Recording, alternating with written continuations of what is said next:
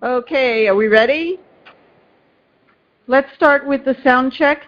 As usual, what we do with the sound, if we have sound but we lose picture, then we just keep on going. If we lose sound, then we stop, wait to see if things can be repaired. We'll take a 10-minute recess. If things can't be repaired, then we adjourn. Okay, but it's important that we hear what everything is going on. So let's go through the various campuses. And downtown, can you hear us? Yes, we can hear you. Okay, Polly, can you hear us? Polly can hear you. Thank you. Polly Watercraft. Okay. Wes, can you hear us? Wes can hear you. Okay, Tempe? Yes, Hélène. Okay, all right, so we can all hear. We're going to do things just a little bit differently. Today we have to sort of turn things around because we've got a special presentation and a special guest here. A few weeks ago, a student collapsed in front of one of the residence halls. I think it was Palo Verde. Anyway, he was playing volleyball. He collapsed.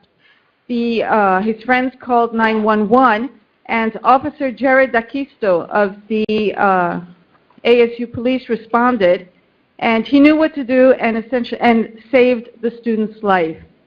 So we're going to present him with an award, a certificate on behalf of the Senate to thank him for his prompt actions in saving our student's life. So Brenda Holsley, the downtown president, will now present the award to Officer D'Aquisto. Yes, it is with great honor and pleasure, especially being a nurse, that we present you with this ASU Certificate of Exemplary Service presented to Officer Jared D'Aquisto. The members of the ASU University Senate present to you the Certificate of Exemplary Service for your actions that saved the life of an ASU student in October 2014. Your quick thinking and commitment to service within our community reflect highly on you, your department, and Arizona State University. So we're most appreciative of everything that you do for us and for our students. Thank you. I appreciate it. Yes.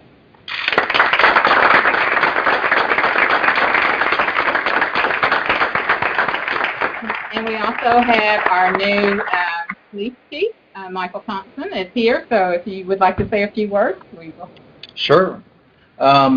Yeah, I actually heard about this incident the very next morning after it had happened, and this is not unusual for Officer D'Aquisto. I have actually seen him do many things that kind of went above and beyond his call for service. I've actually witnessed him one day changing a tire for somebody in the parking garage when he wasn't really required to do that. So that's just indicative of his character.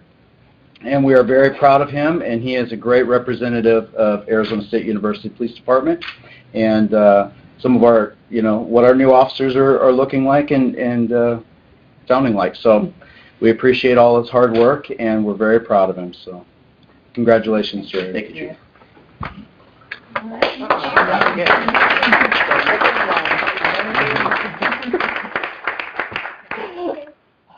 Okay, thank you very much. The reason we have to sort of flip things around is that Officer D'Aquisto has to go to Phoenix Children's Hospital to meet with the victim and the victim's family. So, okay, so now let's get down to business. Witamy na drugim spotkaniu naszego Senatu. Okay, witamy na drugim spotkaniu naszego Senatu. All right. What language, use your little clicker thingy, what language did I just greet you in? This is how we do the quorum check. It's way more fun than doing just the which campus are you at. That's no fun. Come on, pick a language.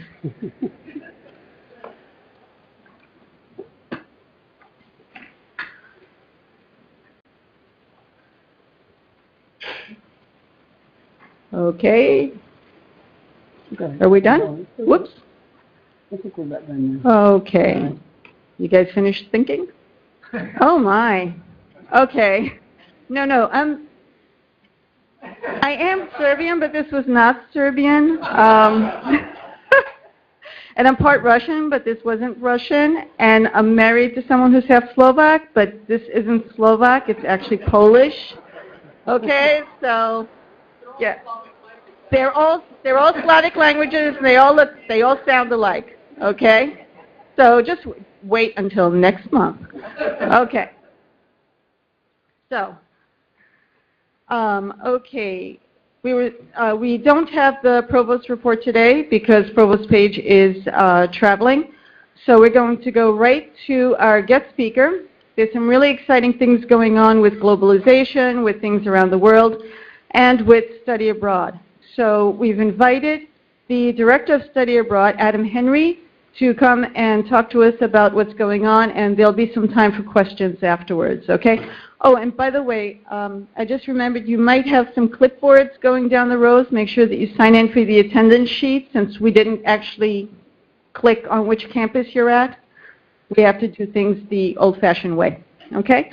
Anyway, Adam?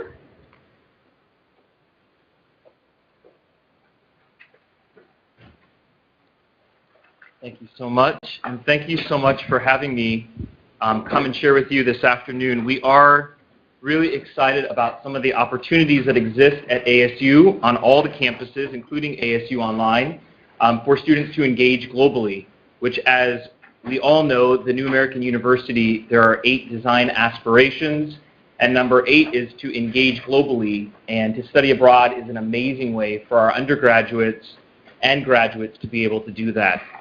I am new to the role as Director of Study Abroad. I've been with ASU for about 6 years now, always engaged with international affairs. I started out working with ESL students and then was an Assistant Director of the Study Abroad Office and then recently was named Director. I'm in Study Abroad because I believe in it.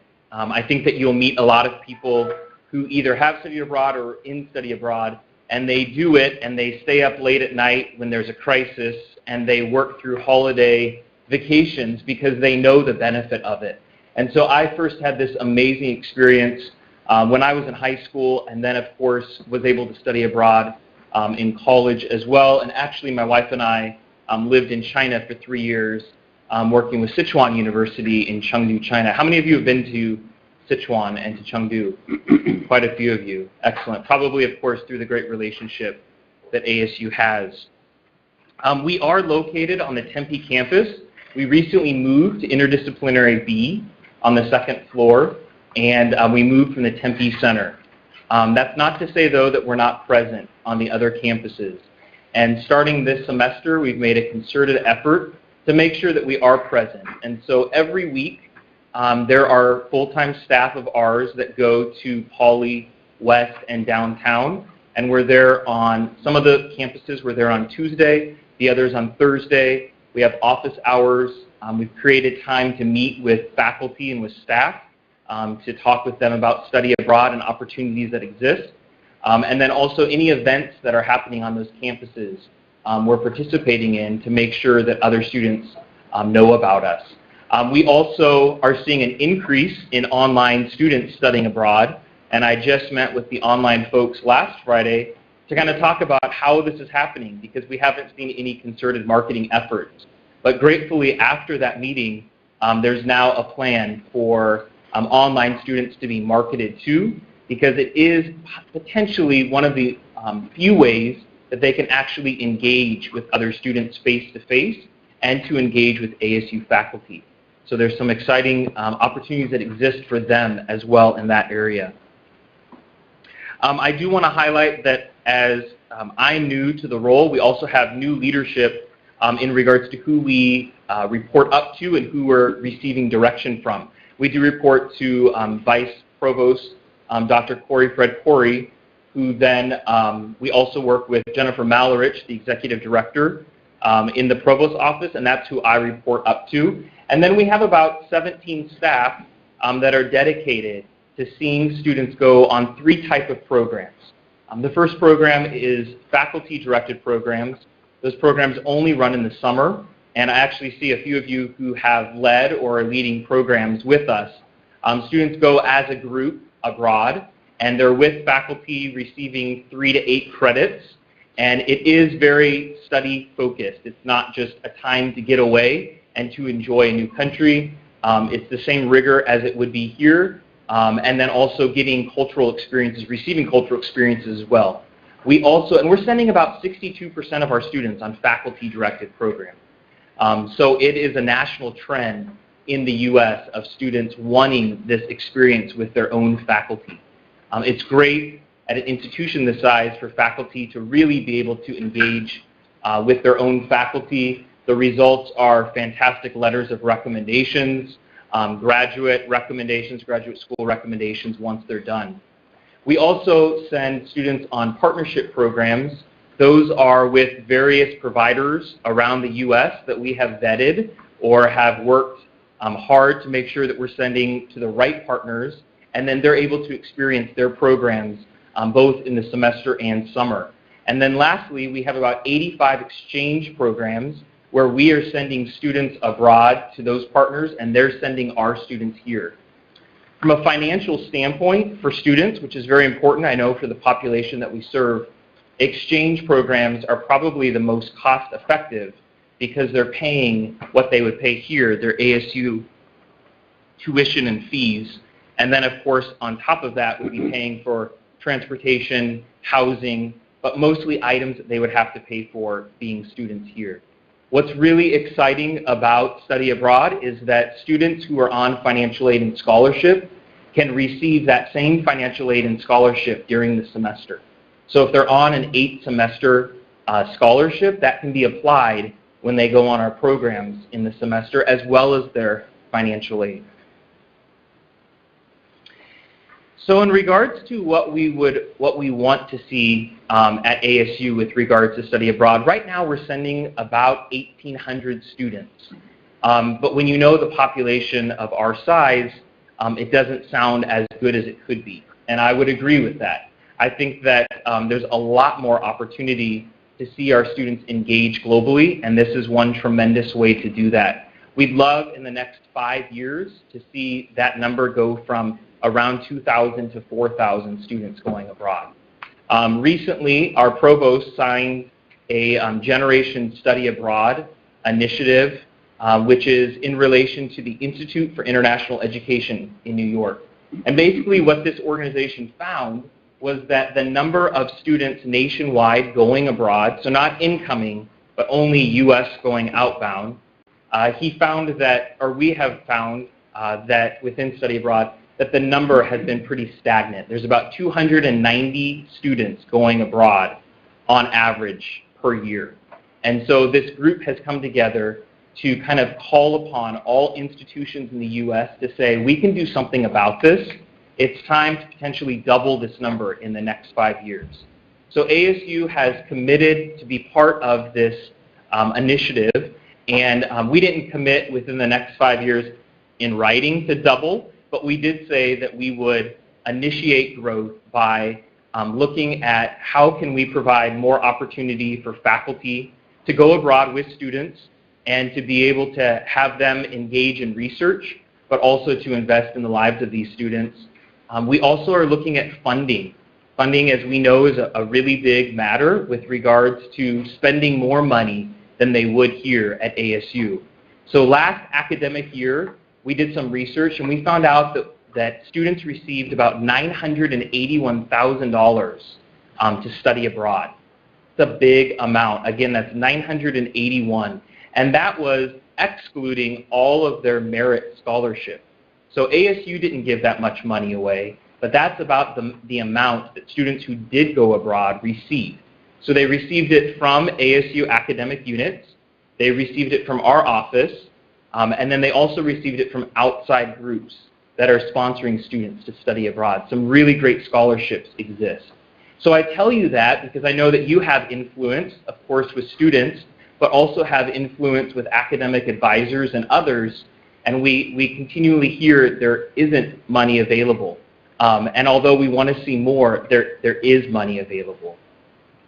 The other way that we're looking to grow our numbers and just in regards to awareness is that we would really like to see the number of students going abroad to match the demographics of ASU. So that means if you look at a certain population at ASU, we'd like to see a similar percentage actually going abroad. So that makes us have to work in a good way with different departments and units that maybe we hadn't been working with to make sure that we're connecting in with their students and providing them that opportunity. Recently, recognizing that funds are always a barrier to studying abroad nationwide, Fred Corey and I met with the foundation, and we started a discussion about how can we look for outside extra funds for our students. UT Austin is a leader in study abroad, and although they're leading right now, I think that we have a lot more to offer our students compared to their students. Specifically, they're working with the Coca-Cola Foundation in regards to sending first-gen students abroad. And so they have received a grant that allows them to have what they call planning scholarships. And so what they do is at the beginning of a fall semester, they invite first-gen students into multiple receptions, and they tell them about study abroad opportunities, and they tell them about this scholarship opportunity. And if they receive it, what it does, it allows freshmen to kind of walk around knowing that they have a certain amount of money that they can use to study abroad.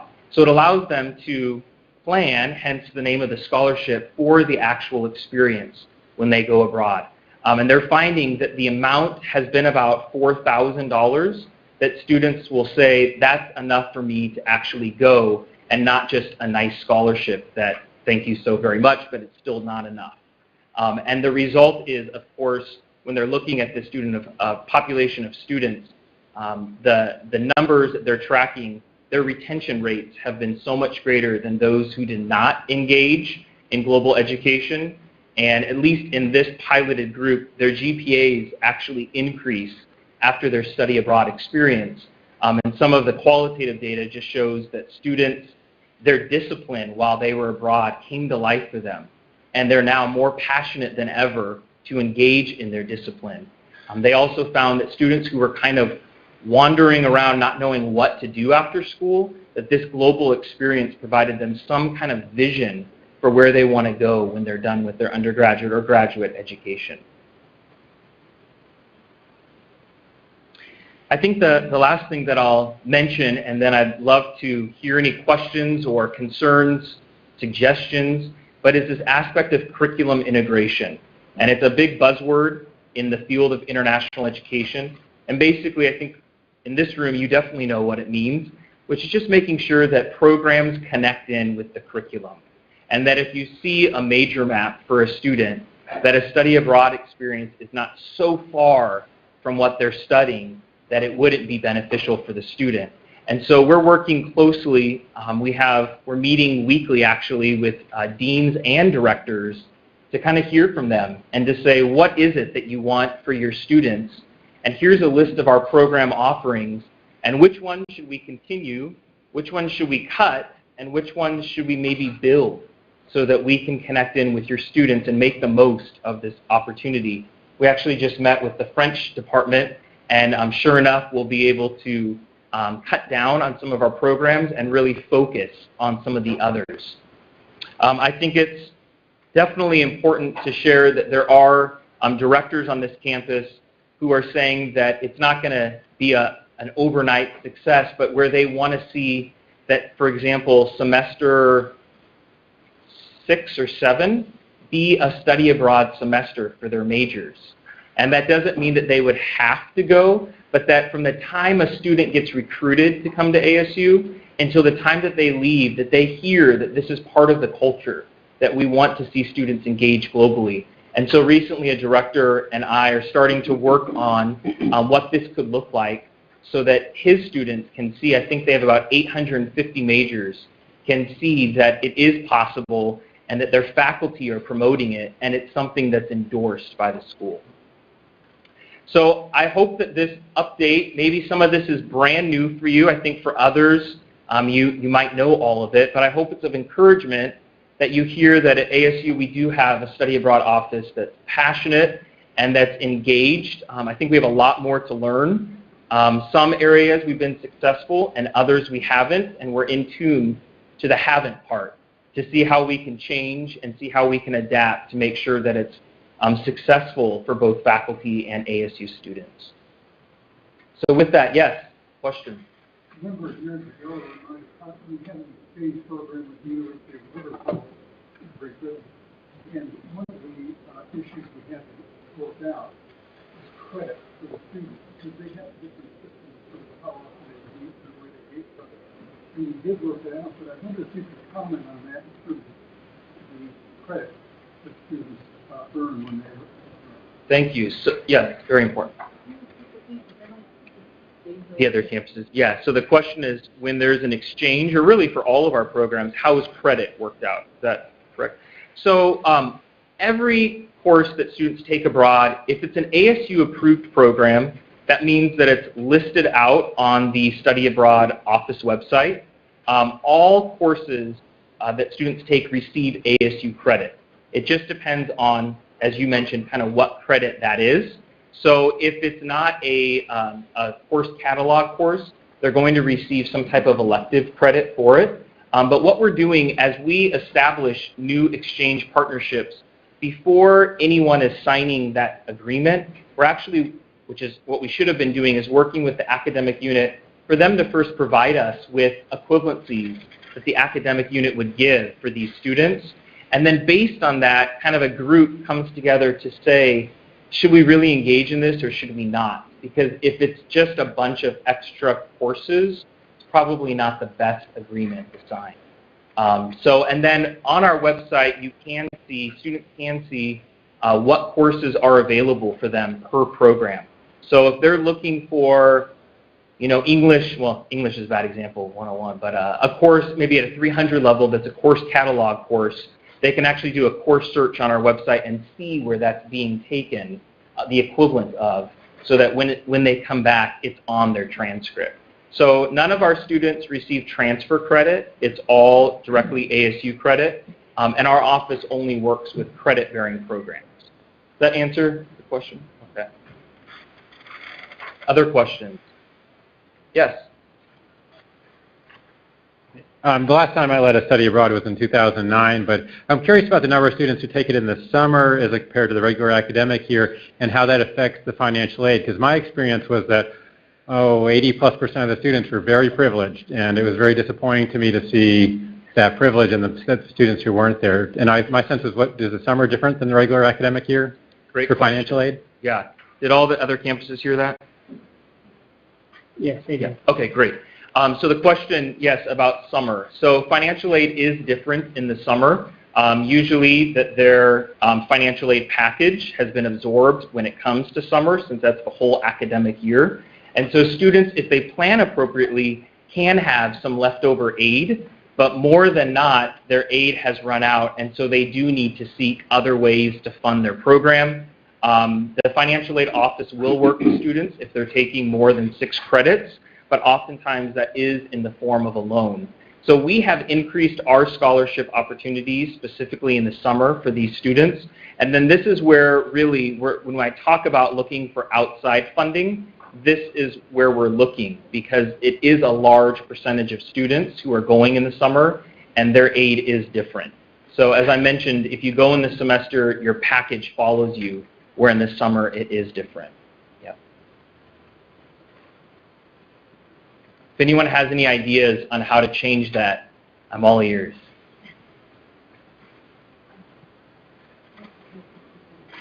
Any questions on the other campuses that are with us?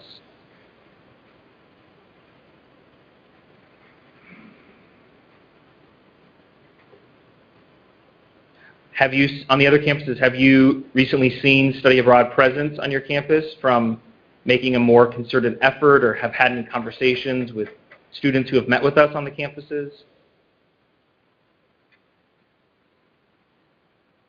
Nope. Okay. Not yet. Yes. We have a question. We have a question. Polly. Polytechnic has a question. Great. Go ahead, Chief. We were wondering when, I'm back here. We were wondering when your representatives are on the Poly campus and where we would find them. Yes, on Poly, we are there on Tuesdays from 11 to 3, and we are in the Career Center that's located on Poly. And then we also do some tabling in your Student Center. I'm not sure of the exact name. Thank you. You're welcome. Any other Yeah, questions? the same question for downtown. Yeah, downtown, we're there on Thursdays, also from 11 to 3, and we are in the Changemaker space that's downtown. Where's that? And west, we're also in the Changemaker space.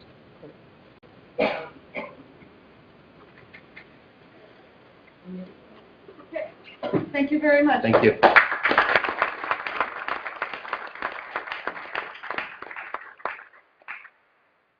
Okay, the UAC report is going to be relatively short. A few years ago, the University Academic Council decided that it was better to elect the chair earlier in the year rather than a chair-elect earlier in the year rather than later in the year. So so the incoming chair would have time to get used to things, pick up on things, and it makes for a better sense of continuity. So I am very, very happy to announce that Dr. Brenda Hosley of the College of Nursing and Health Innovations and the current president of the downtown campus will be standing in this very spot next year. Okay, she's going to be the president of the Senate and chair of the UAC. So please join me in congratulating Dr. Hosley. Brenda.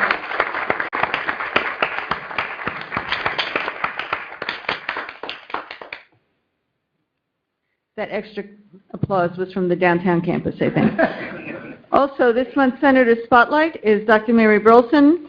She is at the School of Social and Behavioral Sciences, and she's been a senator since the year 2000. So she's got a really excellent record of service with the Senate. She's worked with the committees, especially with the Committee on Research and Creative Activity, but she's also worked on other committees. So congratulations, Dr. Burleson.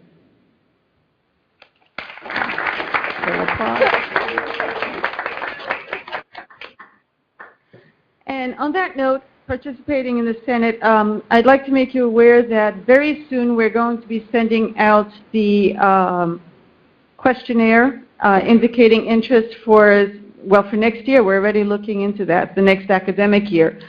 So we do need to have candidates for president-elect of the campus. This is a 3-year term.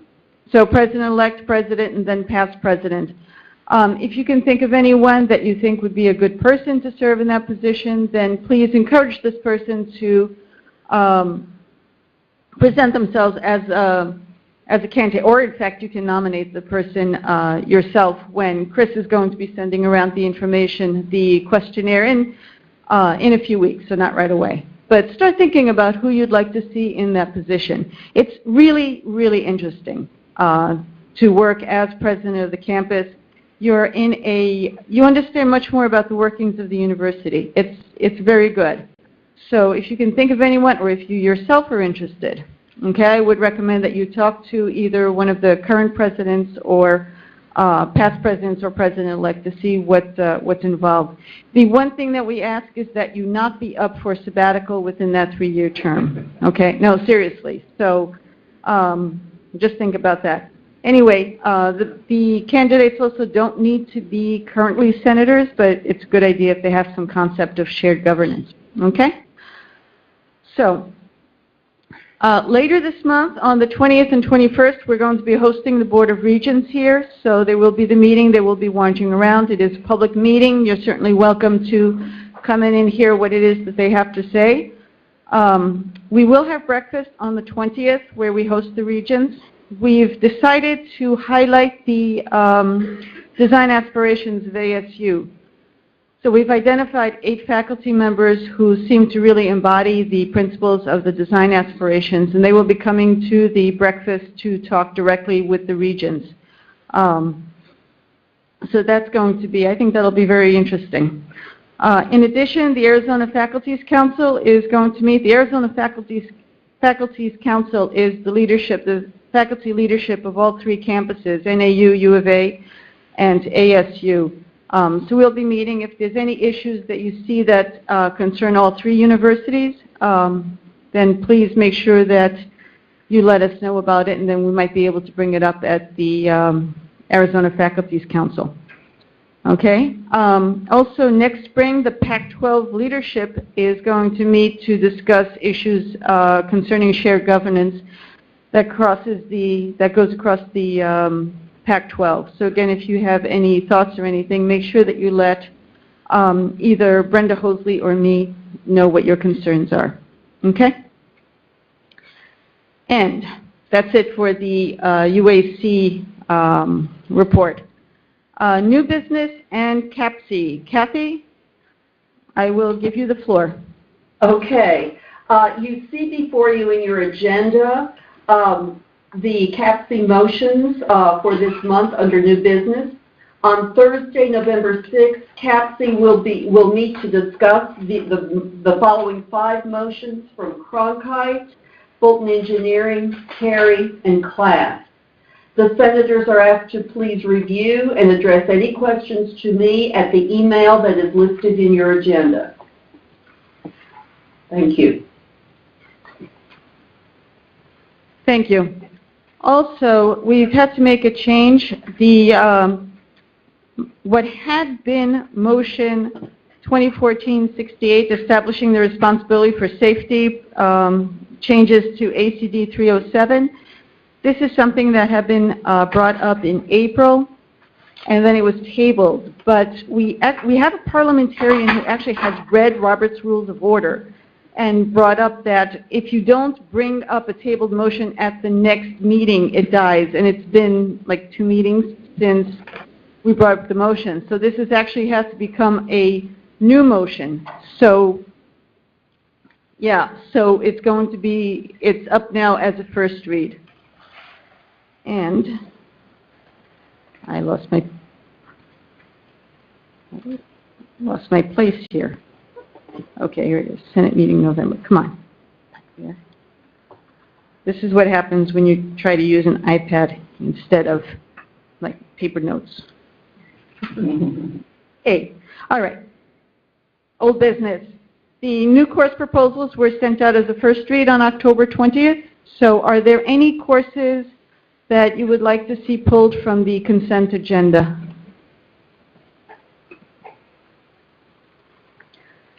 Downtown, any courses you want to see pulled? No, not at this time, thank you. Okay, Polly? We're caucusing, but I don't think so at this time. Thank you. No.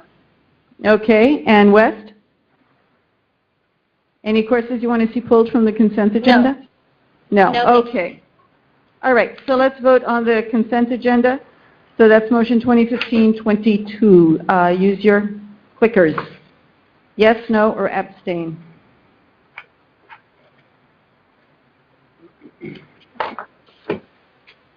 One, two, or any.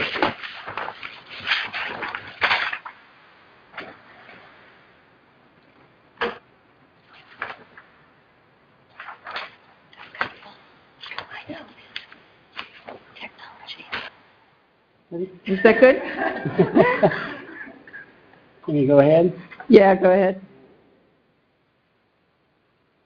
All right. So 76 yes, 0 no's, and 5 abstentions. So the motion carries. So the courses are on their way. They're good. Okay, Kathleen, you have the floor now for the CAPC motions. Okay. You see before you the CAPC consent agenda.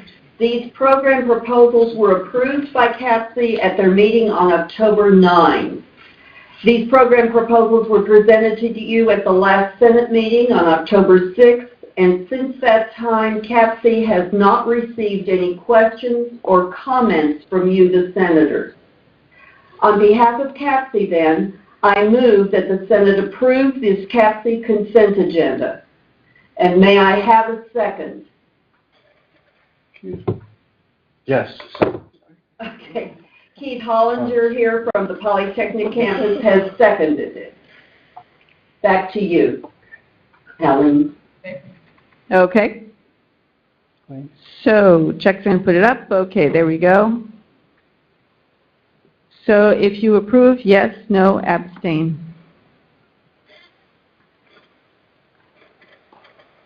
As a linguist, I find it interesting that you have to vote to abstain from voting, which seems kind of circular and odd, but there it is.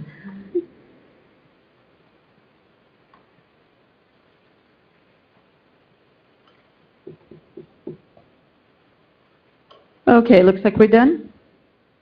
Okay, so 78 yes, 0 no's, and 7 abstain. So the motion passes. The programs have been approved. Thank you. Okay, now we've got really nice turnout here today, and I kind of think I know why.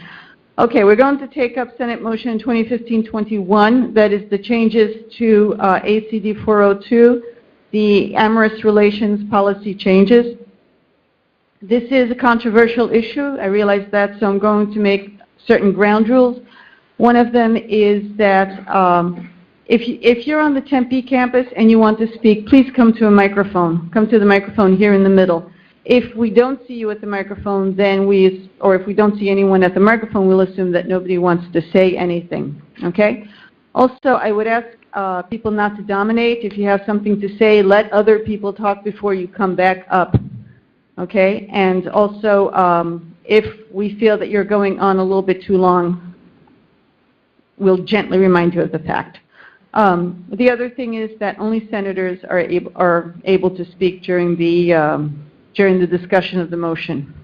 Okay, only senators. Observers, there are some observers in the room, and you're welcome to observe as much as you want. Okay, but be like children.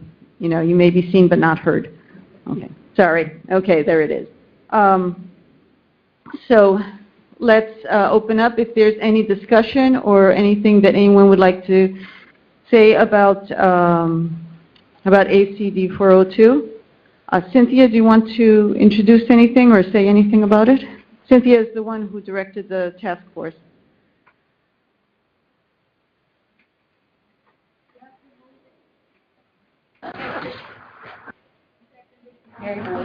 Okay, we have to move it and second it before it can be discussed. So, Cynthia, do you? Oh, I apologize. I muted it. There you go. Oh, am I on now? Hello. Yes, you're on now. I was wondering if you could provide us with a summary of the feedback that's been received about this since it was discussed last time. Okay, let's move and second first. Okay, we've got a motion from Cynthia. And okay, I heard a second.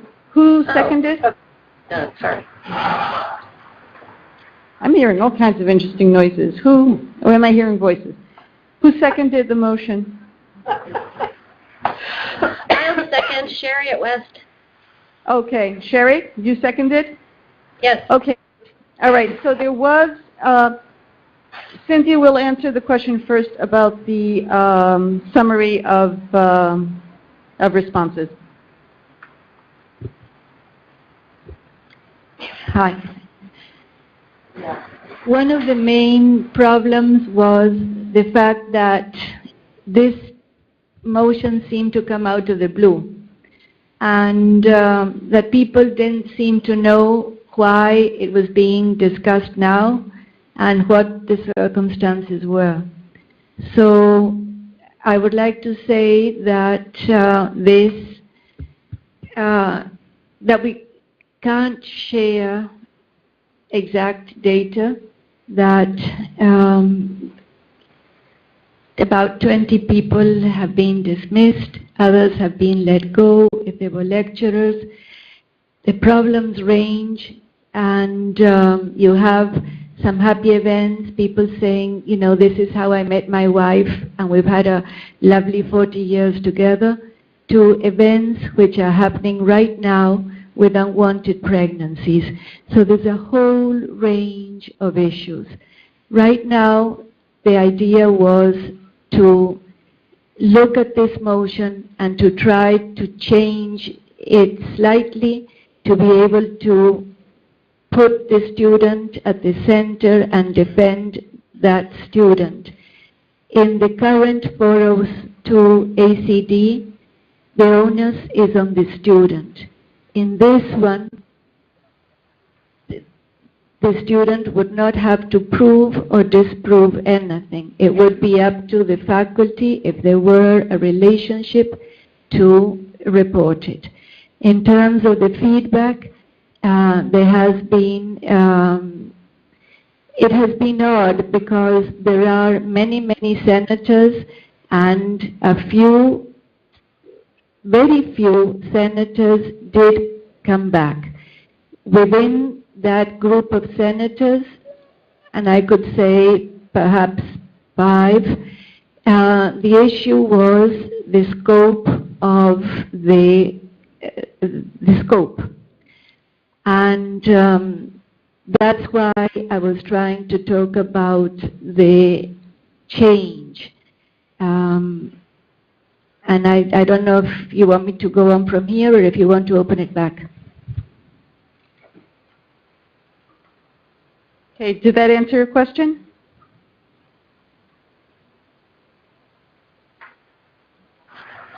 Let me paraphrase. So are you saying that the main feedback was that people were concerned about the scope of this resolution?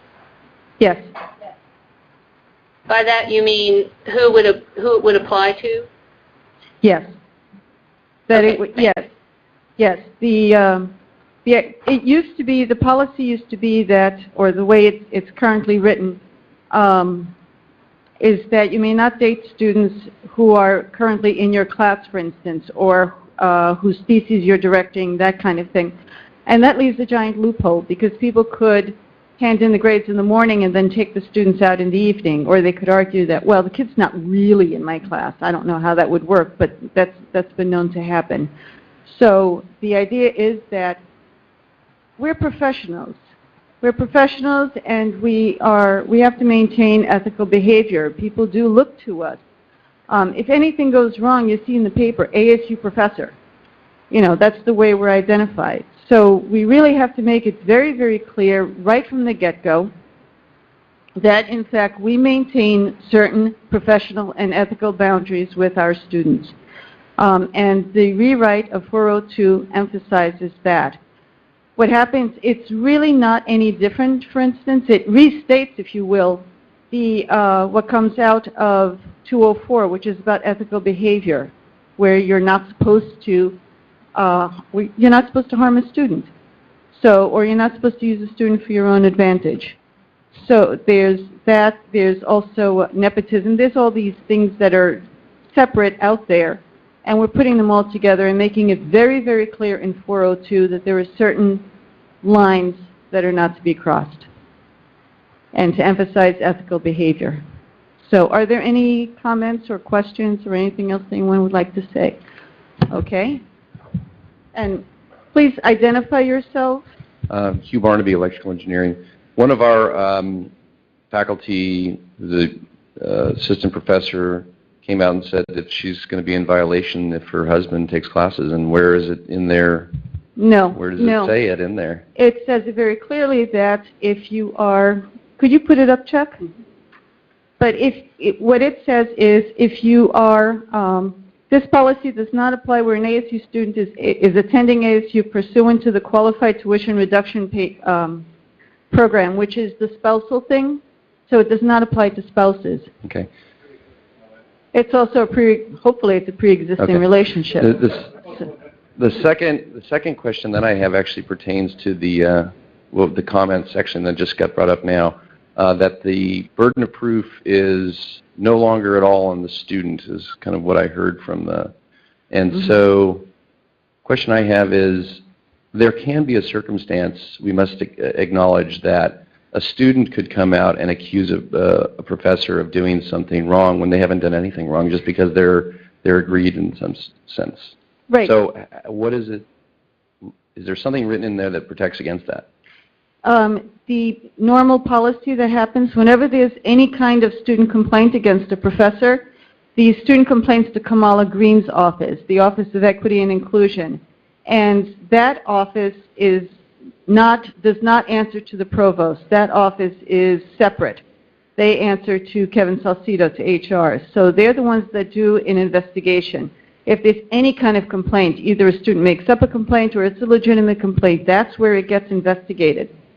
She does a full investigation. A report then gets brought to the provost, and then if it is found that there is grounds for investigation or to go further, then it has to go through the whole CAFT procedure.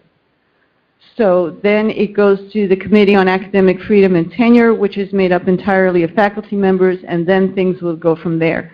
But it probably would not get that far, because if there's nothing happening, then there's nothing happening. Okay, so, but it would definitely go to Kamala Green, to the Office of Equity and Inclusion first. So there would be, if there's any kind of complaint like that, there's a good deal of process and investigation that takes place. It's not like, well, she said you didn't like her dress, so you're fired. I mean, it's not going to happen like that. No, there's the normal faculty protections are still in place. Any of the other campuses? Because I don't want Tempe to hog everything. So is there anyone from downtown? Downtown has a question. Yes, okay. Hi, Danielle Wallace in the School of Criminology and Criminal Justice. One of the questions I have is that it still seems like it's a bit of a black box of what constitutes an exemption outside of a pre-existing relationship or a marital relationship. So I was wondering if someone could speak to what an exemption might be. Because it seems like it's completely out of that whether that exemption happens is not necessarily up to the faculty member, but up to their chair, their dean, and the provost. So if somebody could speak to what might an exemption be, that would be great. There are 80,000 students and 2,000 faculty members, and there's about that many possible different exceptions. So it'd be kind of difficult to get into any specific ones. There is the one about the pre-existing relationships. Essentially what we want is for faculty to disclose to their chairs and to disclose to the administration in a way to protect themselves as well, to let them know that they are, if they are in a relationship, that they are in a good relationship, because when these relationships go bad, they go very, very bad for both students and for faculty members. It'd be hard to say exactly what an exception would look like because there's just so many different stories out there. Cynthia? The only case that is not exempt is a student over whom the faculty has supervisory relationship. And I think if that's your student, that's certainly not, that's forbidden. Okay. Is that okay? Does that answer your question? So then I guess it seems that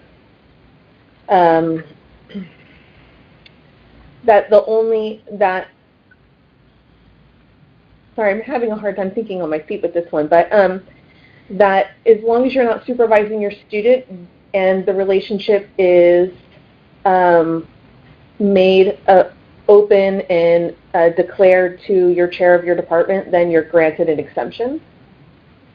I will not speak for the provost. I mean, you can put it forward, but it depends on what the chair, what the dean, and what the provost say.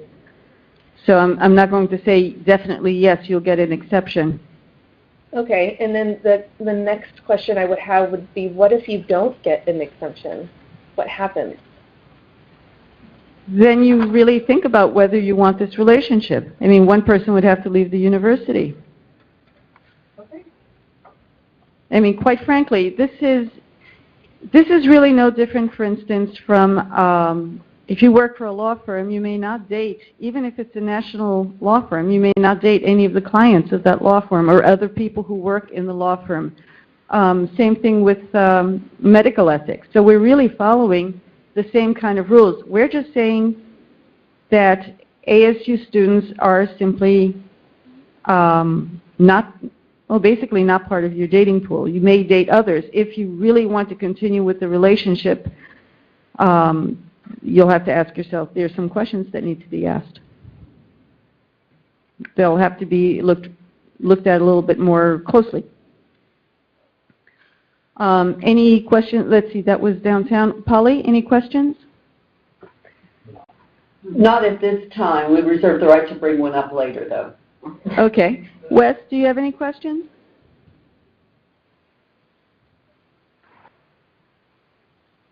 Wes, we can't hear you. No, we don't have any. No, we don't have any questions. Not right now. Okay, so back to Tempe. First of all, I would like to see, I read the current policy and I just don't see where it says that the onus is on the students. I'm just wondering if you could point that out. But I just wanted to give my reaction. I raised a 25-year-old daughter. I am so very sensitive to these issues of differential power relationships and all of the stuff you mentioned. But I just want to be blunt. I think this policy is very invasive. I think it throws way too broad of a net. And I mean, if you are aware of a colleague who's having a relationship, are we all supposed to now turn into spies and report that? And I think the size of ASU campus, the diversity, is just, I mean, every situation of an amorous relationship is not a 40-year-old faculty and an 18-year-old student. There's just too much diversity. And I really, honestly, this reminds me of a zero-tolerance, three-strikes-you're-out policy. It starts with a good intention, but throws this super broad net that I think is a very dangerous precedent. I think is personally invasive to people. So I just wanted to throw that out.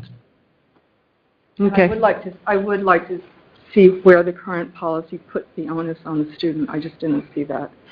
It's not in the current 402, but if a student goes to the Office of Equity and Inclusion, they're the ones that have to prove that there were unwelcome advances made. Okay, but that was cited as a reason for the needed change, so that's why we want to see it. Okay. Any others? Okay, back to downtown. Okay, Polly, questions, comments? Okay, West? Discussion call for the question.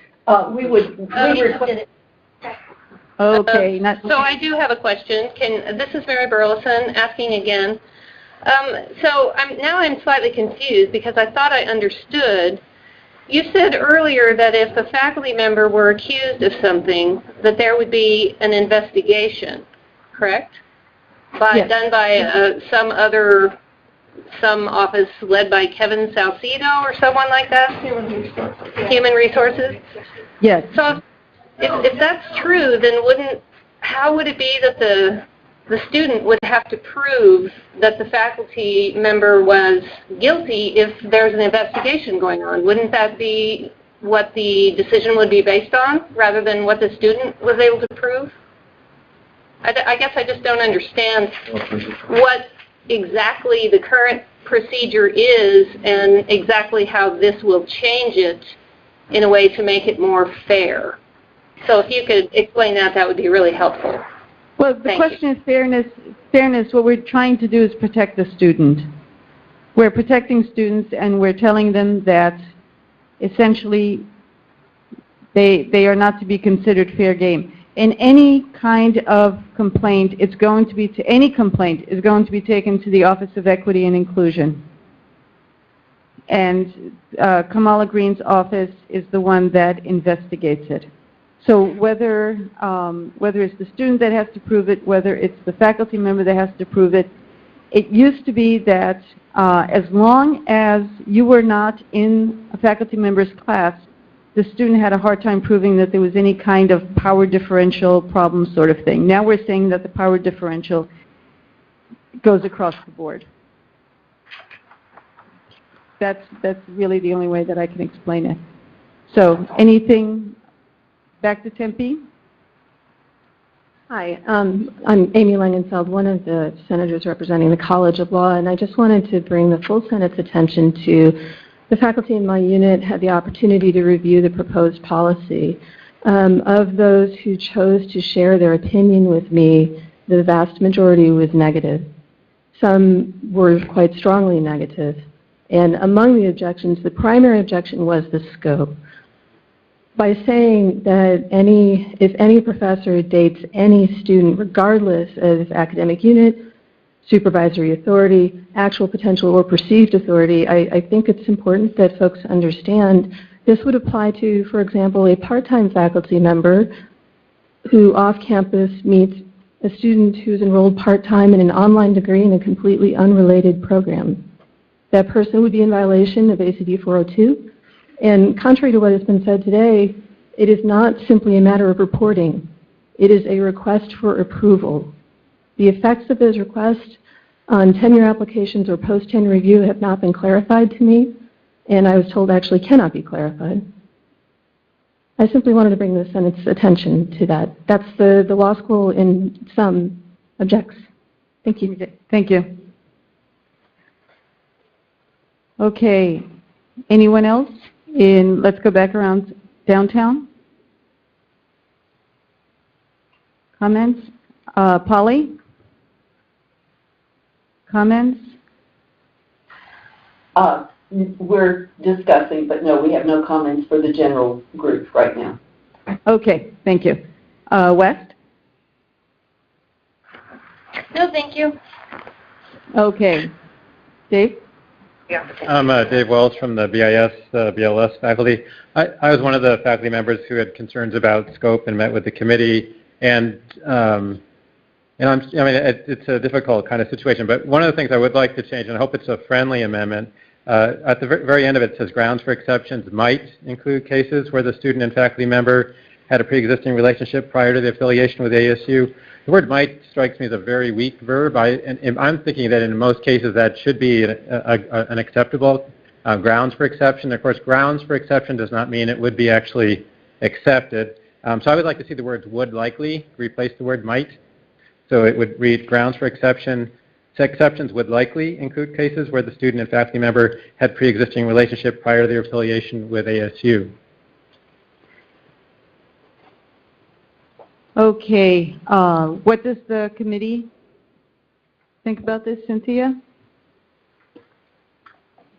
This was only sent to me today, a while ago, just before we came. So I sent it to the committee. We haven't decided. Basically, if it is a pre-existing relationship, it's automatic, you see. So might and would likely really make not much difference because it's listed.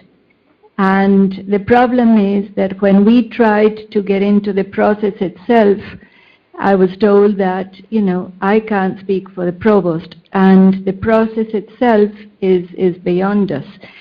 There are other ACD sections that talk about dismissal, all that is legislated already. This is simply about sexual relationships. It's not about firing, and it's certainly not designed to be a witch hunt. To the contrary, it's designed to give both, even though it doesn't look like it, both faculty and the student some sort of safety. If the faculty reports, that's it. And, then he's not or she is not in an uncomfortable situation. All of this is new. Once the once this is passed, we could probably go into the ACD where you look at the process, but this is not the intent of this change right now. Excuse me? Yes. At this point, someone can move to make that change, and it can be seconded, and then it takes just a simple majority to either pass it or not pass that word change. Okay. So, is there a second? The second is to change. Could you repeat the motion, Dave? So the motion would be to change the verb might toward the end of there it is up there, where it says, where it says the word might up there would be changed to the two words would likely, so that we say grounds for exceptions would likely include instead of might include. No, would likely. Okay, is there a second? Is there a second from any of the other campuses? Elizabeth Rand. Oh, okay, I see a second over there. Okay, so Chuck, can you set up the voting very quickly? It'll take like a minute or so for him to write up the slide. So, and thank you to our parliamentarian for being on the ball here.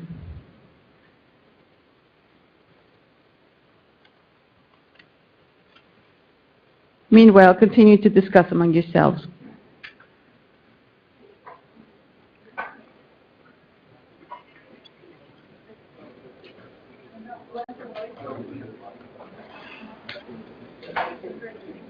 I guess we could do. 20 yeah, done. Okay, it's done. Get the clickers ready. Okay, so do you approve the motion to add, basically is to remove the word might and to replace it with would likely to 2015-12? So A is yes, B, you know how to do the clicker thing. So go for it.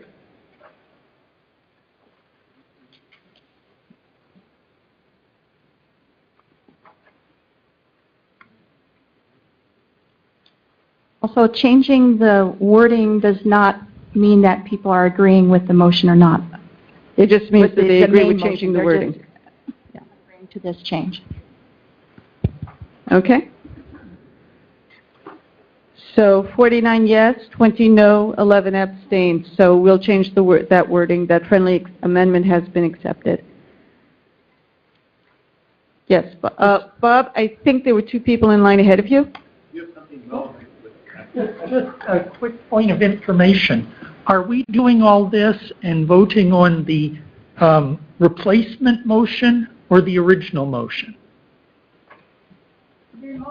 The motion that's up there. Yeah, the right now. motion is, we have changed the original motion by changing these two words, but it's still, this now is still considered the main motion. Right. We vote on the version with the new words now, is what we'll be voting on. Okay, yes. I'm Jack Spielberg from School of Mathematical and Statistical Sciences. So we sent this around to our faculty or unit members. So all the responses we got, we had quite a few responses. Everyone was unhappy with this motion and disapproved of it. Many of the points that were already brought up were brought up by our faculty, such as the scope, the intrusiveness and invasion of privacy. And there are just a few others I'd like to mention. In terms of the supporting documents offered, in particular the review of other universities, there was only one, which was Stanford, that had a policy like the proposed revision. Essentially all the others had policies like the current 402, where conflict of interest is forbidden rather than relationships. I guess University of Minnesota was a little ambiguous, but was not a blanket forbidding. The current policy is consistent with the current regulations, so there's really nothing in the current Code of Ethics or Standards of Conduct that recommends the new policy as opposed to the old one. The Ethics Task Force reports had no mention of anything about amorous relationships. Nothing in those reports would be any kind of recommendation for this change. And with on a sort of technical point, it seemed very strange that the exemption to the policy is tied to the use of this ABOR tuition waiver. So it's almost as though, while use of the waiver by a spouse is optional under current policy, it would become forbidden to attend ASU by a spouse without using the tuition waiver unless you apply for an exemption. No, not at all. Well, so in the wording it says exemption will be made for spouses under the ABOR tuition waiver program. Right. That means that a spouse is eligible to use the ABOR tuition program. Now, whether they choose to use it or not is beside the point. Okay, so the wording is then their was choice. Unclear to But me about that. if they are, well, the reason that we did it is because we have to cover spouse as well as domestic partnerships. See, but the domestic partners are not covered under the ABOR regulation. Yeah, they are. Special ASU regulation. Yeah, they are. No, it's not. Everything I found online in the regulations, that ASU has a separate domestic partner benefit, which is not the ABOR. Oh, okay. So those Okay. people are cut out of it. Anyone who chooses, one reason or another, not to register as a domestic partner, for whatever reason they choose, all of a sudden they're not covered by any sort of official policy, and they have to apply to a multi-step approval process, starting with their chair and moving up, and decided by the provost. That would be a When you say pre-existing. it would likely be approved, and you say, well, this wasn't the intent of the motion, it just feels like you're opening the door to abuse of this policy, but you say it was not our intent. Well, your intent maybe can't cover what actually happened later. Okay, thanks. That was a comment. Okay, wait a minute.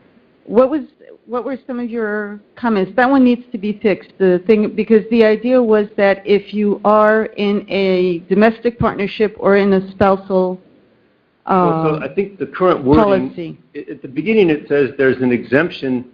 This policy does not, the policy does not apply in the case of a spouse of a faculty member. No, we didn't use the word spouse. Could you does pull it use back up? Does not apply in the case where an ASU. To the ABOR So this has 6902. changed since last week. No, no, that's been up there for a while. We took out the spouse bit. Okay, so in any case, the ABOR tuition reduction program, a spouse who is, the domestic partners are not eligible for the ABOR tuition reduction programs. They are not covered under this paragraph. Okay, that is something that would need to be amended then. Two people who are having a relationship, one of whom is a faculty member, and the other decides to take a class at ASU, this is the situation where you said, well, now the faculty member has to think very carefully. No, not if they're married. No, but if they're not married, they're just having a relationship. Or in a relationship, sorry. All of a sudden, Well, then it's a pre-existing relationship. well, so maybe it will be exempt. Yeah, I mean, it seems very flimsy to me. I would not feel comfortable living under such a law. Okay. Rita? Yes, Rita Bazzi, School of Computing. Mm-hmm. So, I mean, commenting on what you just said, I mean, a spouse can be attending ASU because they have scholarship, right? So that wouldn't be covered. Now, we are told that one reason for this has to do with the power differential, right? Yes. Okay, so somehow I'm to believe that a teaching assistant has somehow a power differential with all 80,000 students out there. Because this policy only says that, I mean, the exception for teaching assistants only applies to other graduate students. Otherwise, they'll be in real trouble, I guess, if it applies to all students. So in what sense are teaching assistants have this power differential with any other ASU student?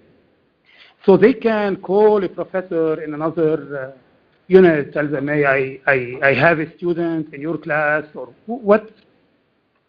Can you explain that? Graduate students are covered under the graduate assistant policies manual. Right. They're not covered by ACD. No, because there are teaching assistants who teach classes. That Yes, makes they them, do. according to this policy, it makes them educators, right? Mm-hmm. Is that correct, or am I reading it wrong? It makes them educators, but Okay. but ACD does not have scope over them, over graduate Well, they are students. ASU employees who are teaching class. They're not considered faculty. So what's the definition of educator in this policy? Because it's to cover anyone, it's to cover faculty who, it's to make it clearer than to say, basically it's to make it clear that it is people with teaching responsibilities. Why is there However, teaching assistants are considered students first and foremost. Why is there an exception for teaching assistants that only applies to other graduate students? We can change that. No, We can make no, a friendly no. amendment. Why is that written if if you're saying that the policy does not apply to graduate assistants? Why mention them at all if it doesn't apply to them?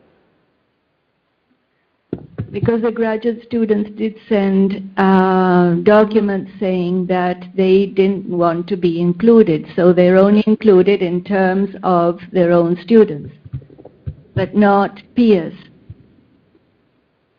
Sorry. So Rita, are you proposing a friendly amendment that we say that simply stating that graduate teaching assistants are not covered by this policy? That would be a start. Okay. Are you making the motion? What? Are you making that motion? Yes. Okay, is there a second to that? It doesn't apply to teaching assistants. That this policy does not apply to graduate teaching assistants? Would it be striking that? Yes. But then there is a problem, because what about students in their classes? There are some graduate teaching assistants who teach classes. That's a different policy. Which policy? Which policy covers that? The ethics. Which ethics? Okay, hold on a minute. We can't talk other policy. We have to only limit our discussion to this policy. Okay. We can only talk about this policy. I believe this has been seconded. Has it been seconded? The friendly amendment? Let me... Rita, one thing at a time. Okay. Okay, so you have made a motion to strike the statement about the graduate teaching assistants. Did anyone second that motion? I thought I saw a hand. Yes, I see Professor McCarville has seconded. Chuck? Yes. Do we have a slide for that, or do we want to do a voice vote? We can do a slide. Just give me 1 second. Okay. Yeah, that does the opposite of what you want. We're striking the exemption. You're saying that this policy does not apply to students who are graduate assistants. Is that true or not? I'm sorry, what? Does this policy apply to graduate teaching assistants? Well, we're going to vote on that. No. You're saying they are not subject to ACD. Is that true? Yes. Is it true?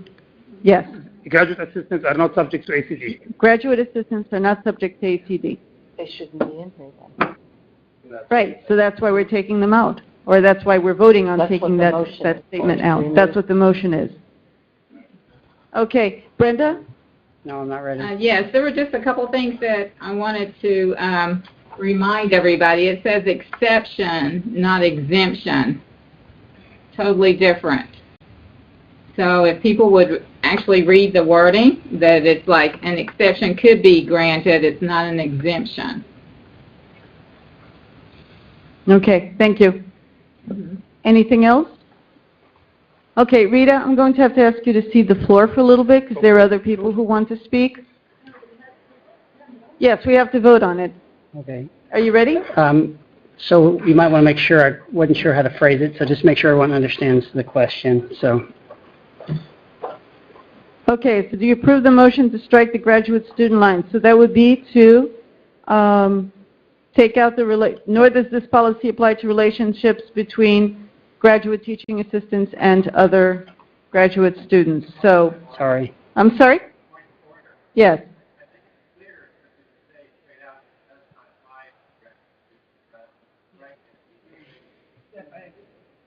Okay. However, we have this motion on the floor. We have to vote on that motion.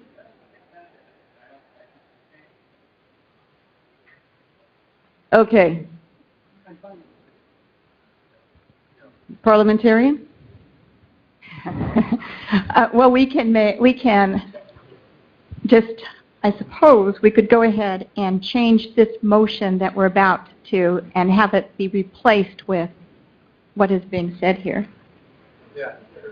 Or we can go ahead and strike it the way you just strike it and then make another motion to then make the change. That would be easier to just replace it with a sentence.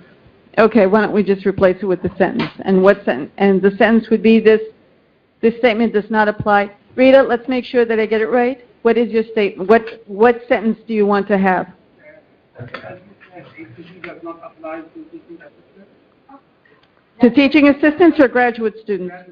We cannot say that. We cannot say ACD does not apply unless we know. We can say that this motion will not apply to graduate assistants. That's what you said. Right, but then... And that's different. My question was, what applies to graduate assistants? They have the graduate assistants are subject to the Graduate Policies and Procedures Manual. That's the one that governs them. That covers this kind of issue. Yes. So are we still going through with your motion to strike the line and say that this does not apply to graduate students? Yes. Although it doesn't say that it does not apply to graduate students? It says that, but it just says graduate students and other students. So this way we're just saying it doesn't apply to graduate students at all. Okay? Are you ready? So I have, before I post it, do you approve of changing the wording in Senate Motion 2015-21 so that it states that ACD 402 does not apply to graduate students? Okay. Rita, are you good with that?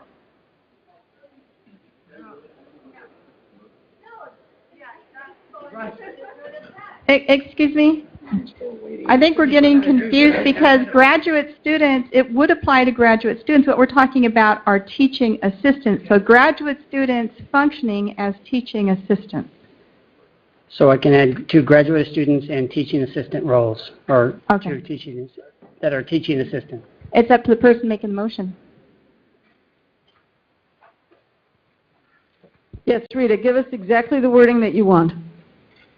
So the definition of educator does not apply to graduate teaching assistants. Is that okay? Because that's what the motion talked about, the educator, right? So the definition does not apply. So by definition, they're not educators, such. And then it will not apply. I mean, instead of having to confuse graduate students who can be part of a relationship with students or it's the educator aspect that is saying that the graduate teaching assistant in their So role. now you're changing, you're saying the definition. Do you mean the definition or the policy? The policy. Because what you said first was that the policy does not apply to graduate teaching assistants. So you can say graduate teaching assistants are not educators to this policy. No. Okay, fine. I withdraw my motion then. I mean, I'll leave it. I mean, that's fine. I mean, it's hard to really, have new wording on the spot that somehow will last us many years. I mean, I think the wording as it is, I think it needs more work. Okay, why don't we say this motion or this policy does not apply to graduate teaching or to teaching assistants, because there are some undergraduate teaching assistants. So we'll say this policy does not apply to teaching assistants. How's that? Is that okay? Is that what you want to do? Okay. If I'm going to add, I'm going to call the question. Just let it go. You want me to read it or you want me to put it up? Oh, why don't you pull it up so that we can read it? I'm going to call it. No, not this motion. Let this motion go and don't make any more. Yes? And I'm going to call the question. It makes a good point that if we say it doesn't apply to teaching assistants, they could be on the receiving end of misconduct. And they would not, Oh, that's right. That's right. Okay. Yeah, the point that was made that if we say it does not apply to graduate, if we say that it doesn't apply to graduate assistants, then that means either end. So we have to clarify that. Just delete the original language? Okay. Why don't we just delete Is somebody going to make a motion to delete the original language? Can someone make that motion? Bob just made that motion. Is there a second? To just to just strike that line. Okay, thank you. It's been seconded by Brian, Professor Brian. Okay. So, are we ready to go? I don't want to. Do you want me to read it? I don't want to put it up and vote unless I have. Do you approve of changing the wording in 2015-21 by deleting the line that says, nor does this policy apply to relationships between graduate teaching assistants and other graduate students? That way it just strikes the line. That's the line pulled out. That's the problematic line. So, No, you do that. okay, ready to vote?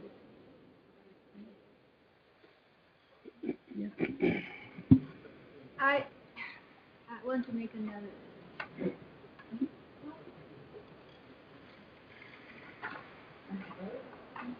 Are we ready for both? Yeah, we're voting on this one. Put me down for a no. I'm not walking back there and hitting my thing.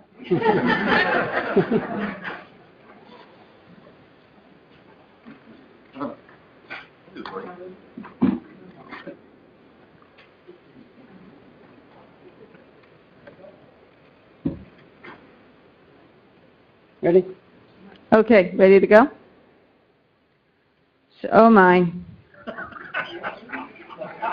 Does that count my no? We have one vote, no, from Roseanne. 34 yes, 34 no, 9 abstain. Roseanne voted no. Yeah? You need a simple majority for it to pass, so there's no simple majority. Except that, no, you vote no. I vote no. Okay, Roseanne votes no. So that moves it up to 35. So the motion fails. All right, Rajan Alpers Nursing. Folks, it seems to me we are choking on gnats and swallowing camels around here. We need to vote this down. Our law faculty have said, doesn't sound good. We have senatorial representation from a number of units that say this is not good. So let's vote this down and let it go back to the committee to take all of these different things into account so that we come forward with a proposal that we can indeed support. And then, having said that, I'm going to call the question. Okay, Denise?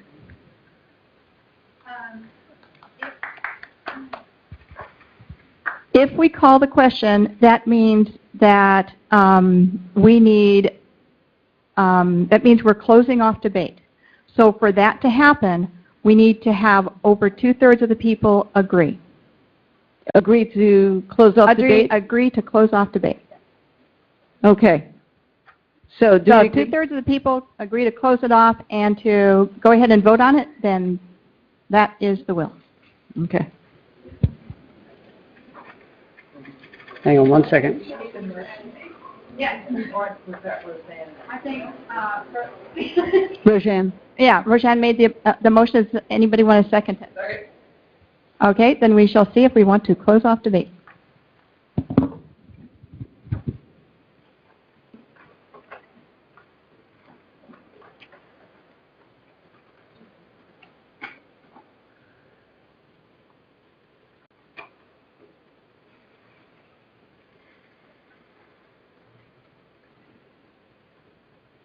Okay.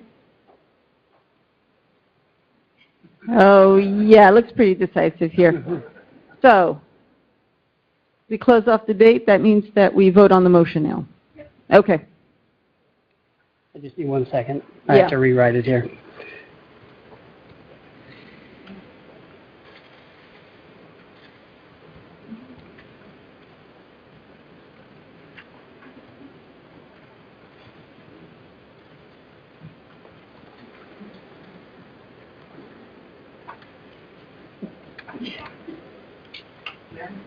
Ready? Yes, we're ready to vote now.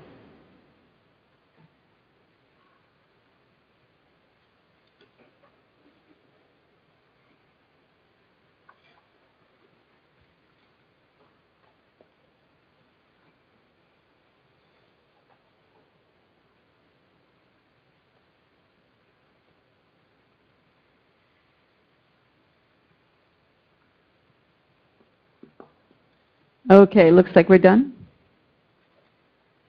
Okay, so 20 yes, 62 no, 1 abstain, so the motion fails. However, this will come back. Okay, the task the task force is going to continue working on this. They will take into account the comments that have been made. If anyone has any specific things that you want to see addressed, please make sure that the task force gets them. The revised motion? Okay, Cynthia has a revised motion that she wants to put up. Well, yeah.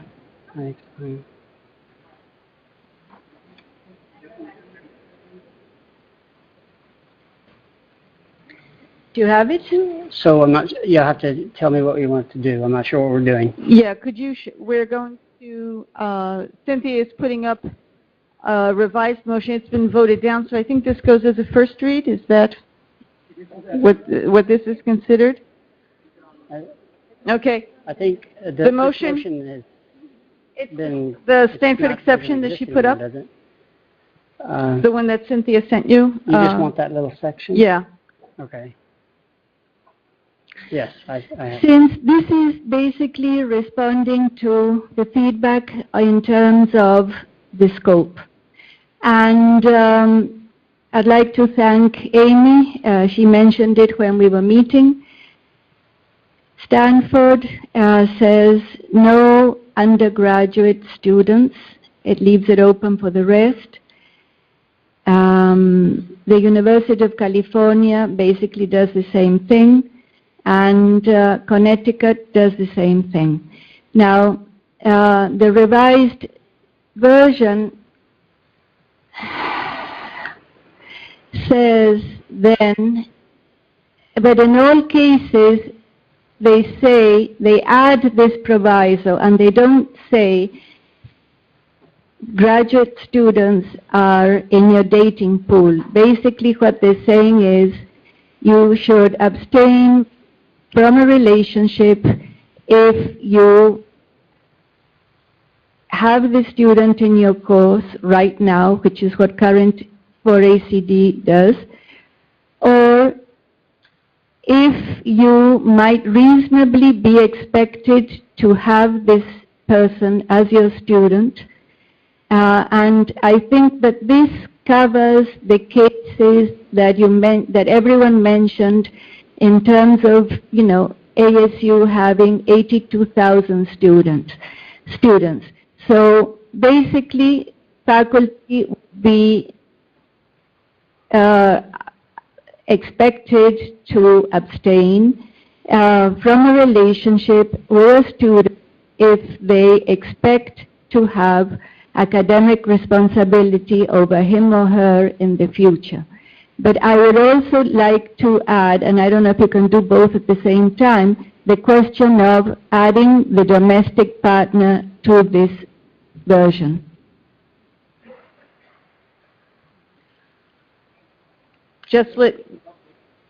What's the matter?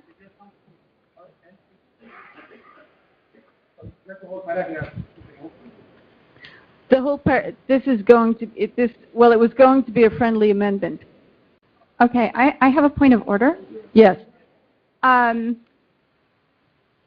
Since traditionally we've had first reads, it's always possible to do a motion where somebody can go ahead and make a motion and have it seconded, but traditionally we have first reads. Mm-hmm. And we could have a motion as a first read, but unless this is the full motion, then I think we might need another motion. Yes, Elsie? I move that the You need the microphone. draft be returned to committee for further discussion. Okay. Second. Well, So- the motion's already killed, so there's really... Yeah, the motion's already killed, so... There's no need to send it anywhere. It's Yeah. already there. So what we're going to do, we're just showing you what... Yeah, because the motion, the changes to 402 have been killed, so it's dead. Okay, then I move that the policy is back.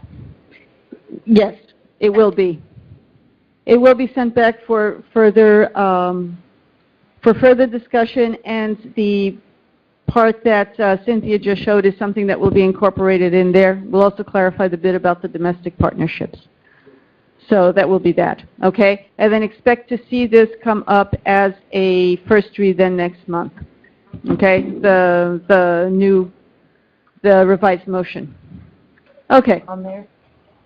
Helene, this Yes? is downtown. Yes. This is Barbara Fargenstein, and I have a concern that if this just goes back to committee the way it is now, it'll be more of the same in the future. Is there a way to expand the committee and getting more people on who have absolute concerns that they could help draft something that would be acceptable? Yes, that could be done. Yeah. Yeah, I mean, we'll do it. There will be people added onto the committee. Thing is, if you have a committee that starts getting too big, after a while you just can't even get together to meet. Okay, so the motion is killed. However, like a vampire, it will be back next month. In a different form, in a different guise, fixed better, a different committee that's going to be looking at, or not a different committee, but an expanded committee that will be adding to it. Okay? In the meantime, shall we move on with the committee reports, because we have a half hour left. So, There's some way that we could just I'm sorry? say we're tired. Do I hear, okay, is there, nope, nobody problems? Chuck, could you pull up the agenda so we could see what the various committees are? I think the Personnel Committee has some stuff planned. Dr. Gordon is up first, Leonard Yes. Gordon. Yeah, just come to the microphone, tell us what your committee's been up to.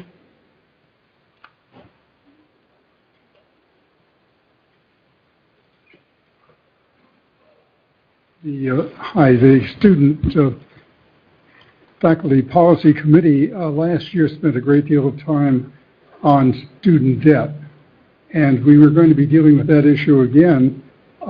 We found out last year that ASU has one of the best records in the country in terms of relatively lower student debt than other, for example, Research One universities. The problem that we saw is that from a decade ago, a few $1,000s now has averaged about $25,000 for undergraduates and about $40,000 for graduate students when they graduate. So we want to take another look at that because we came up with some proposals last year. We'll be doing that coming up on the Student Faculty Policy Committee. Because of the issue that we just dealt with, ACD 402 is a Student Faculty Policy Committee. I will simply note that our committee, which has about 10 members, pretty much reflected the range of views that was just expressed, and that's going to be dealt with, obviously, again. There were two other issues that came up. It turns out that there have been a number of reports respecting academic dishonesty, and that students who engage in that in one department may engage in it again in another department or another college, and that the instructors don't know about that.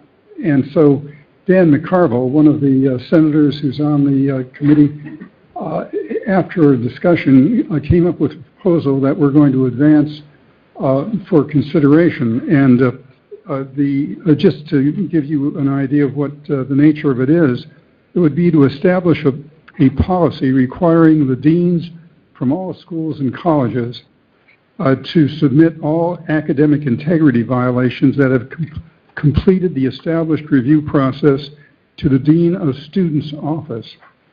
The Dean of Students will manage a two-strikes policy across all schools and colleges at ASU. Students who violate the academic integrity policy a second time while enrolled at ASU will be suspended from school for at least 1 year. That's going to be the proposal that we've been developing. The second one had to do with the aftermath of a rainstorm about a month ago, and that is that the College of Liberal Arts and Sciences Senate, Joe Cope, contacted our committee and said that in that instance, a number of faculty relate to class. The question is, well, they asked us, the class Senate asked us to take up the issue of how long a student ought to be obligated to stay in a class when the instructor doesn't, the faculty member doesn't show up on time. And we don't have a policy. I remember when I was at the University of Michigan, it used to be if it was a full professor, you stay for the whole class. An associate, you stay for about a half hour. An assistant, 10 or 15 minutes. But anyway, the committee decided that we needed a policy, and they asked me to draft one. And I just will tell you what, there are two parts that we are considering. One is the University Senate proposed the establishment of a university policy in all classes that makes clear to students what is expected of their obligation of how long to stay in class when the instructor is late to the class. And two, the particular time obligation is to be determined and clearly communicated to the class by the instructor. So those are the two issues or motions that we're going to be advancing. And any questions or comments?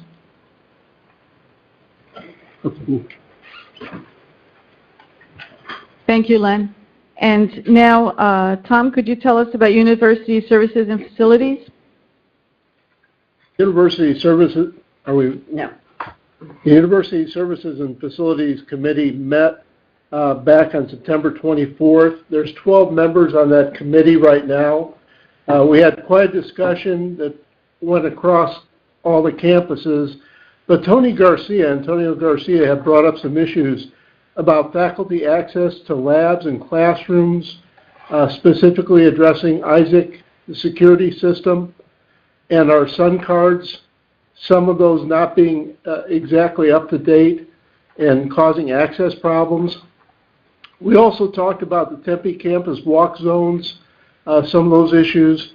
And so as a result of that meeting, we came up with the idea to bring Morgan Olson in. And Morgan's going to come and speak to the group this Wednesday. And we're going to talk also about a light or a walk light that's necessary at Taylor and First at the downtown campus. And we're also going to talk a little bit about child care centers. Morgan is the Chief Financial Officer, and he has the ability to come and answer a lot of questions, get us up to date with what's happening at the institution. And so we look forward to the meeting coming up on this Wednesday. And that's all we have right now. Thank you, Tom. And Sherry, Personnel Committee? Yes, we met on Friday to discuss Vice Provost Ritchie's policies on lecturers. His policy, we have a report that will be forthcoming where we address the loss of 3-year contracts during the recession, because you must be on a multi-year contract to be eligible for promotion. We're asking for an audit of how many of those lecturers and others there are, and that report will be forthcoming after the UAC meets over it. Next on the agenda is a proposed change from Vice Provost Ritchie on the time that must transpire once you come up for promotion and are denied. We haven't discussed that yet. Thank you, Sherry. Chris, Committee on Committees? Oh, sorry, yes? At the last faculty meeting, I asked Provost Page about the issue that had come forward. I want to know to what degree a resolution has been reached, because he indicated he was going to be working on a resolution.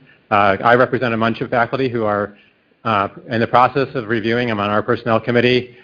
People would like to be out for 3-year contracts, and we'd like to know that our time isn't being wasted by that, but in fact that Mr. Page or Dr. Page is a man of good faith. So I'd like to find out what's transpired since then. Okay. Sherry, do you want to address that? Could you please clarify your exact question? All right. There are two components to Barry Ritchie's issues. One of them had to do with the fact that if you are currently on a 1-year contract, you would not be allowed to go on a multi-year contract without a national search. And I asked Provost Page that I had been hired through a national search in 1998 and was placed on a 1-year contract after being on 3-year contracts for many years. He thought that was not an appropriate policy that was put forward, and he was going to look for a resolution. And my understanding was that something would move forward with that. So I want to know what's happening related to that in particular. All I can tell you is that I've had conversations with Vice Provost Ritchie and then also with Provost Page when he came to the UAC, and Provost Page seemed open to hearing cases such as yours and considering that the cases like that be set aside from the proposed policy. That's all I can tell you now. I don't have anything in writing. Right, we met, but we really can't speak to the decisions to what the provost is doing right now. Okay, yes, Barry? They're actually the university's policies, by the way, but thank you for bringing my name up so many times today. I think the point is that when the policy was introduced in February, we made it clear to deans that while it was expected that in general for a person to be given a multi-year contract, it'd be through a national search. They were also able to make the case for individuals who they felt would have risen to the top of a national search. And so that's been a part of the policy since February. And so deans were certainly free to do that. Thank you. Does that answer your question? Okay. Okay, Chris, you can stand up again now. Oh, sorry. I was wondering if what Dr.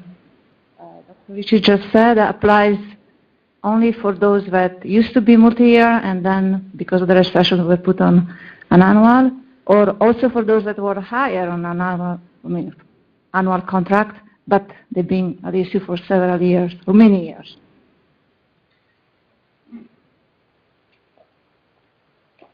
Well, I'd like to start off by reminding people why we wanted to do this. And the idea was that we have recognized for a long time that our fixed-term faculty contribute immensely to the teaching mission of the institution.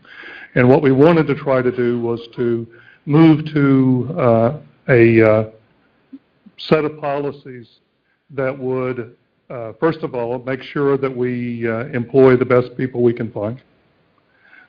Secondly, also identify a path forward for those who really want to continue at the institution for some period of time. And so that was the genesis of this policy, was essentially to advance the stature of the lecturer track within the institution. So that is the genesis of the policies and why they were put forward the way they were. Now, with respect to multi-years, which is the path forward for those who want to be at the institution for some time to come, we want to make sure that those limited, because those are capped. The number of those is limited to 15% of the tenure eligible faculty members. And that's not just for the lecturers, it's all multi-years, whether it's research faculty, clinical faculty, whatever. And so there's a finite number of those. We have about 150 of those now. We can have something on the order of, rough numbers, 280. It is not possible to convert everybody into a multi-year. That would be a number on the order of 40%. We can't do that. 15% is the cap.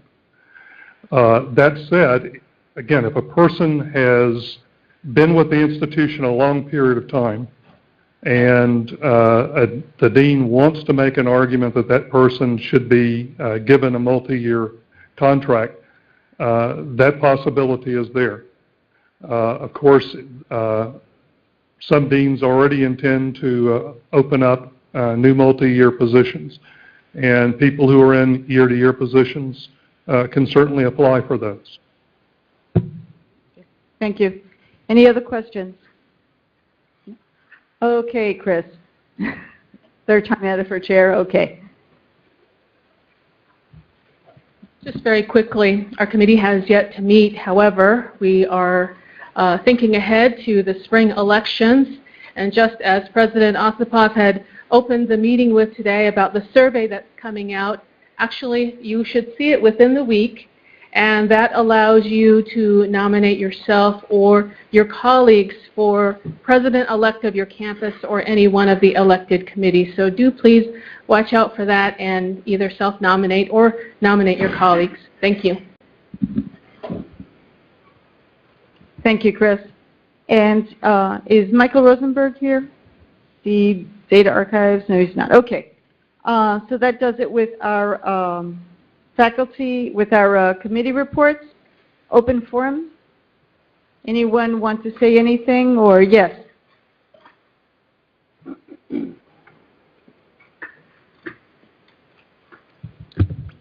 Hello, my name is Sybil Thornton. I'm the senator from the Shippers.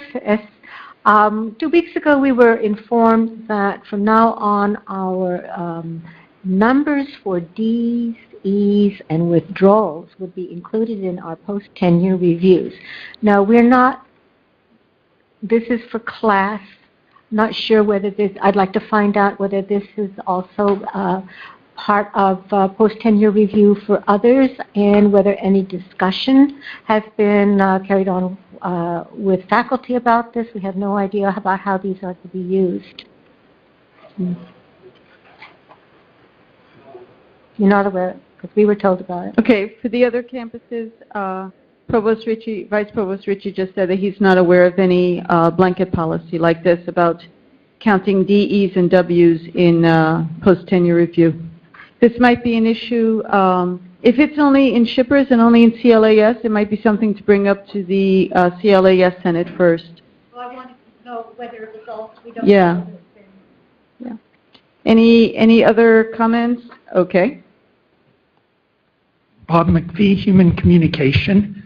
I just, in spite of the fate of the motion about Amherst relationships, I wanted to thank the people involved in the committee that crafted that, because I do think it's a problem and it should be a concern of us all about, students being regarded by any subset of faculty as part of their dating pool. And I hope that the various comments against, certain provisions and policies about this don't leave in anyone's mind the idea that we think that having your students as part of your dating pool is okay, is acceptable, or is ethical.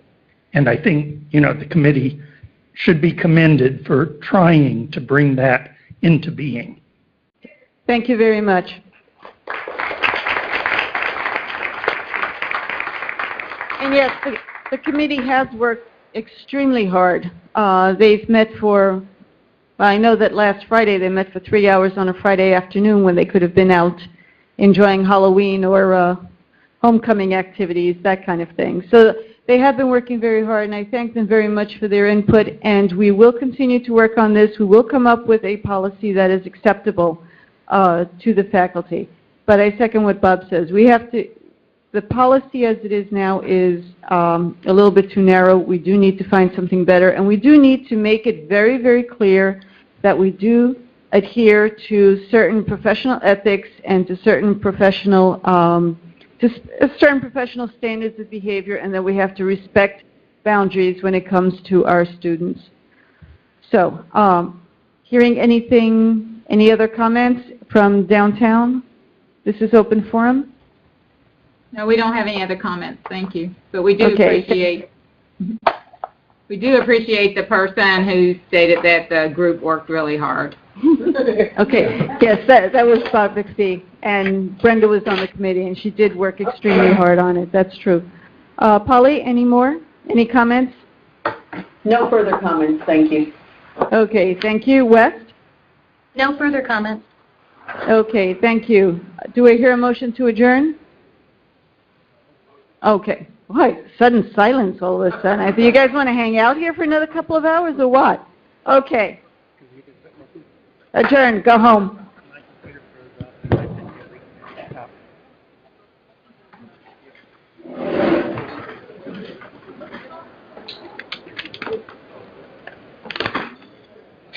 Yeah.